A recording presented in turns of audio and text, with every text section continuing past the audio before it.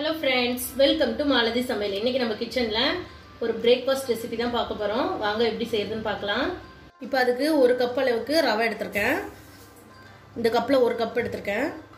1 cup ரவைக்கு 1/2 cup தயிர் எடுத்துக்கலாம். கரெக்ட்டா இருக்கும். 1/2 கப் தயிர். நல்லா புளிக்காத தயிர் எடுத்துக்கங்க. ஓரளவுக்கு புளிச்சா போதும். ரொம்ப புளிச்ச தயிர் வேண்டாம்.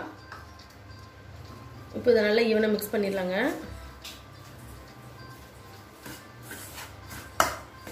இப்போ mix பண்ணிட்டு இப்போ 1 கப் அளவுக்கு தண்ணி ஊத்திரலாம். நம்ம எந்த கப்ல எடுத்தோமோ ரவை எந்த கப் எடுத்தோமோ அதே கப்ல 1 கப் அளவுக்கு நம்ம தண்ணி ஊத்தி கொஞ்சம் கொஞ்சமா தண்ணி ஊத்தி mix பண்ணிரலாம்.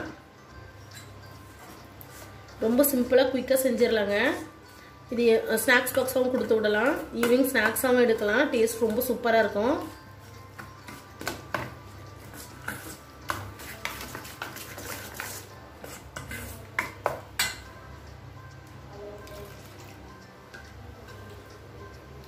இப்போ இது நல்லா ஈவனா mix பண்ணிரலாங்க. இப்போ தேவையான அளவு உப்பு போட்டுறலாம். உப்பு போட்டுட்டு நல்லா mix பண்ணிருங்க. பேலன்ஸ் இருக்க தண்ணியை ஊத்திரலாம். கரெக்ட்டா நான் 1 கப் தண்ணி ஊத்திட்டேன். இதெல்லாம் நல்லா ஈவனா mix பண்ணிரலாங்க. mix பண்ணிட்டு உப்பு செக் பண்ணிக்கோங்க. செக் பண்ணிட்டு ஒரு 10 நிமிஷம் அப்படியே க்ளோஸ் பண்ணி வச்சிரலாங்க. ஊறட்டும். நம்ம அதுக்குள்ள மசாலா பாத்துறலாம். இது 10 நிமிஷம் அப்படியே இருக்கட்டும். க்ளோஸ் பண்ணி வச்சிரலாம். இப்போ pan வச்சிட்டு panல ஒரு ஸ்பூன் போல ஆயில் ஊத்திரலாம். ஆயில் நல்லா சூடாகட்டும். இப்போ ஆயில் நல்லா சூடானதுக்கு அப்புறம் ஒரு 1/2 ஸ்பூன் போல கடுகு போட்டுக்கலாம். கடுகு நல்லா பொரிஞ்சு வரட்டும்.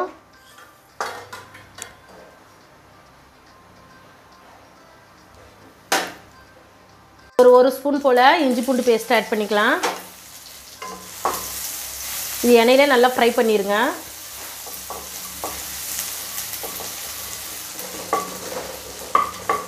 இப்போ எண்ணெயிலே நல்லா ஃப்ரை ஆயிட்டு இருக்கு. இந்த டைம்ல கருவேப்பிலை ஆட் பண்ணிக்கலாம். கருவேப்பிலையை 2ஆ பிச்சிட்டு ஆட் பண்ணிக்கோங்க. இப்போ வெங்காயம் ஆட் பண்ணிக்கலாம். ஒரே ஒரு வெங்காயம் எடுத்துர்க்கேன்.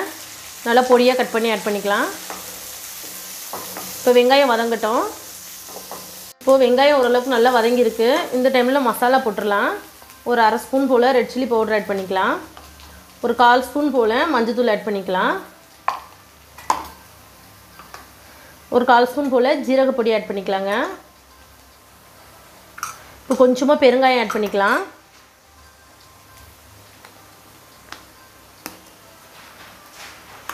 இதெல்லாம் ஈவனா mix பண்ணி விட்டுருங்க. ஒரு நிமிஷம் நல்லா ஃப்ரை பண்ணி விட்டுறலாம். அந்த பச்சை வாசனை போற வரைக்கும். இந்த டிஷ் ரொம்ப நல்லா இருக்குங்க. நீங்க லஞ்ச் பாக்ஸாவும் கொடுத்து விடலாம். ஈவினிங் ஸ்நாக்ஸாவும் எடுத்துக்கலாம். நீங்க மாவு முடிஞ்சிருச்சுனா இந்த மாதிரி ட்ரை பண்ணி பாருங்க. ரவையில ரொம்ப டிஃபரண்டாவும் டேஸ்ட் ரொம்ப நல்லா இருக்கும். இப்போ நான் இன்னைக்கு உருளைக்கிழங்கு எடுத்துர்க்கேன். 2 மீடியம் சைஸ் உருளைக்கிழங்கு 3 எடுத்துர்க்கேன். இது நல்லா வேக வச்சு மசிச்சு வச்சிருக்கேன். கேரட் துருவுறதுல நல்லா துருவி வச்சிருக்கேங்க. மசிக்கிறத விட கேரட் துருவுறதுல துருவுனீங்கன்னா உங்களுக்கு கட்டிகள் இல்லாம நல்லா சாஃப்ட்டா இருக்கும். இது நல்லா ஈவனா mix பண்ணி விட்டுருவோம். இப்போ தேவையான அளவு உப்பு போட்டுறலாம். நம்ம ஏற்கனவே மாவுல உப்பு போட்டுருக்கோம். இது வெறும் ஸ்டஃபிங்க்கு மட்டும் தான் உப்பு. அதனால உப்பு பார்த்து போடுங்க. இது ஒரு நிமிஷம் அப்படியே ஈவனா mix பண்ணிரலாம்.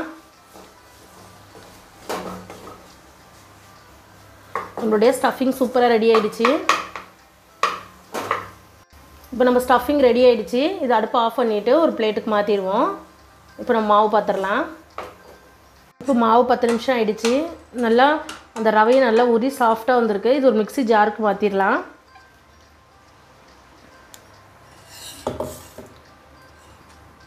மிக்ஸி ஜாருக்கு மாத்திட்டு நல்லா சாஃப்ட்டா அரைச்சிரலாங்க. அப்போ நம்ம தோசை ஊத்தும் போது ரொம்ப நல்லா வரும். அதுக்காக தான்.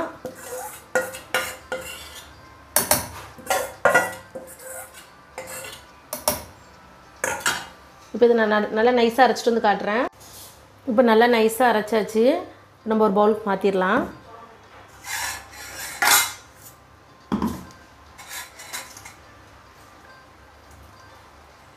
உப்பு உப்புலாம் நம்ம இதிலே போட்டுட்டோம்.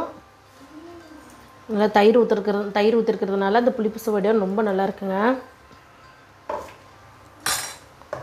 இது நல்லா ஈவனாக மிக்ஸ் பண்ணிடுங்க. பொடியாக கட் பண்ண கொத்தமல்லி தூவிடலாம். இப்போ தோசை தவாவில் ஊற்றிடலாங்க. உப்பு செக் பண்ணிக்கோங்க. இப்போ நம்ம தோசை தவா சூடாக இருக்குது, ஊற்றிடலாம். இப்போ நம்ம தவா சூடாக இருக்குது, நம்ம தோசை ஊற்றிடலாம். 2 கரண்டி அளவுக்கு மாவு ஊற்றிடலாம். மாவு ஊற்றிட்டு நல்லா ஸ்ப்ரெட் பண்ணி விட்டுருங்க. மீடியம் ஃப்ளேமில் வச்சு வேக விட்டுருங்க, வேகமாக வைக்க வேண்டாம். நல்லா ஈவனாக ஸ்ப்ரெட் பண்ணிடலாம். இப்போ ஈவனாக ஸ்ப்ரெட் பண்ணிவிட்டு லைட்டாக ஓரங்களில் மட்டும் லைட்டாக ஆயில் ஊற்றிடுங்க. இது ஒரு 30 செகண்ட்ஸ் கிட்ட நல்லா வேகட்டும். ஒரு பக்கம் நல்லா வெந்துருச்சு, திருப்பி போட்டுடலாம். இப்போ இந்த பக்கமும் வேகட்டும், வெந்ததுக்கப்புறம் நம்ம எடுத்துடலாம். இந்த பக்கமாக வெந்துருச்சு, எடுத்துடலாம். இப்போ இதே போல் எல்லா மாவையும் நம்ம வந்து ஊற்றி எடுத்துடலாங்க. இப்போ மாவுலாம் நம்ம தோசையை ஊற்றிட்டு வந்தாச்சுங்க. எனக்கு 8 தோசை கிட்ட கிடச்சிருக்கு நம்ம கரெக்டாக போட்ட மெஷர்மெண்ட்டில். இப்போ நம்ம ஸ்டஃபிங்கே ரெடியாக இருக்குது. இப்போ எப்படி வைக்கிறதுன்னு பார்க்கலாம் வாங்க. நம்ம ஸ்டஃபிங்கே ரெடியாக இருக்குது. இப்போ ஒரு தோசையை எடுத்துடலாம். எவ்வளோ மெலிசாக இருக்குது பாருங்கள், அவ்வளோ சாஃப்டாக இருக்கும். நடுப்பகுதியில் நம்ம ஸ்டஃபிங் வச்சுக்கலாம்.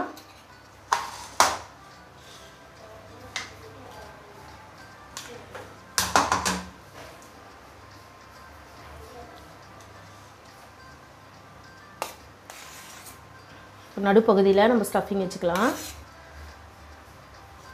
வச்சுட்டு அப்படியே க்ளோஸ் பண்ணிக்கலாங்க. ரொம்ப ஈஸியாக க்ளோஸ் பண்ணிடலாம். ஈஸியாக ஒட்டிக்கும், உங்களுக்கு பிரிஞ்சு வரவே வராது. அவ்வளோதான், அழகாக க்ளோஸ் ஆயிருங்க. உங்களுக்கு வெளியவும் வராது ஸ்டஃபிங்கு. இவ்வளோ சூப்பராக இருக்குது பாருங்கள். இப்போ இன்னொரு தோசை வச்சு காட்டுறேன். ஊற்றின தோசையை எடுத்தாச்சு. இப்போ நடுவில் நம்ம ஸ்டஃபிங் வச்சுக்கலாம்.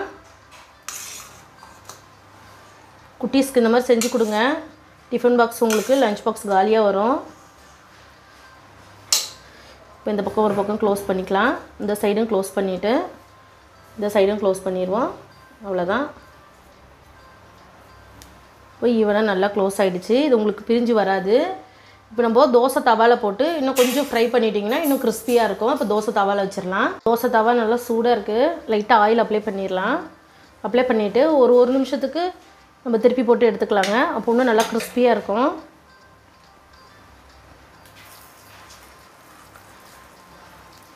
நீங்கள் பேனில் வைக்கிறதுனால வைக்கலாம். நான் இன்றைக்கி தோசை தவாவில் தான் வச்சு காட்டுறேன்.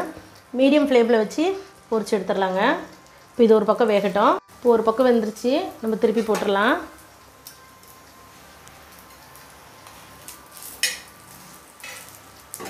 இன்னும் நல்லா கிறிஸ்பியாக வந்திருக்கு பாருங்கள். இப்போ இந்த பக்கம் ஒரு நிமிஷம் வேகட்டும். இப்போ இந்த பக்கமும் வெந்திருக்கும், நம்ம எடுத்துடலாம். பாருங்கள் நம்மளுடைய ஸ்நாக்ஸ் எவ்வளோ சூப்பராக ரெடியாக இருக்குது பாருங்கள். கண்டிப்பாக இந்த ரெசிபி நீங்களும் ட்ரை பண்ணுங்கள். இப்போ இருக்கிற மாவு இந்த மாதிரி போட்டு எடுத்துடலாம்.